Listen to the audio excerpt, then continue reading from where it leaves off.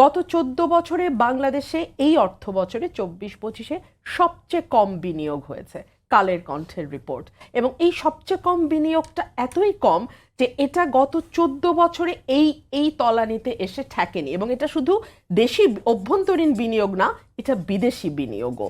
আমরা যতই বড় বড় বিডা সম্মেলনের আয়োজন করি না কেন, সেখানে আমরা যতই অদ্ভুত অদ্ভুত প্রতিশ্রুতি কিংবা শাড়ি পরা বিদেশি নারী দেখি না কেন, আমরা কিন্তু এরপরে কোনো ইনভেস্টমেন্ট এসেছে বলে এখন পর্যন্ত আমরা কোনো খবর পাইনি। এখন পর্যন্ত it's been couple of months, আমরা জানি না কোনো এখনো পর্যন্ত কোনো বিনিয়োগ এসেছে।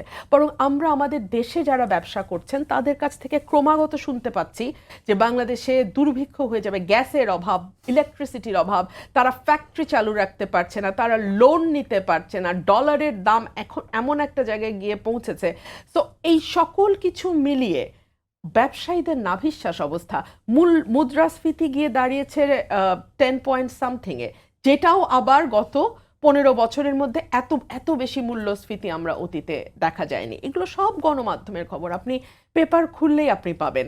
এবং আমাদের আইএমএফের যে লাস্ট দুটো কিস্তি দীর্ঘদিন ধরে আইএমএফ আটকে রেখেছিল, ছাড়ছিল না, সেটাও ছাড়ার ব্যাপারে অর্থ উপদেষ্টা সালেউদ্দিন আহমেদ পরিষ্কার বলেছেন, যখন after the meeting of our chairperson with CA, তাদের লন্ডনের সেই বৈঠকের পরে আইএমএফ বললেন যে আমরা একটি নির্বাচনে মানে পথরেখা দেখতে পাচ্ছি, রোডম্যাপ দেখতে পাচ্ছি, তো তারপরেই তারা অর্থ ছাড়ের ব্যাপারে অগ্রসর হয়। সুতরাং আপনি বিদেশি বিনিয়োগ বলেন, কিংবা আপনি ঋণ বলেন, কিংবা আপনি অভ্যন্তরীণ বিনিয়োগ বলেন, আমি এমন অনেক মানুষকে জানি যারা হয়তো একটা ফ্ল্যাট বা একটা জমিতেও বিনিয়োগ করছেন না, বিকজ তারা জানেন না যে আর 5 মাস বা 2 মাস পরে কি হবে।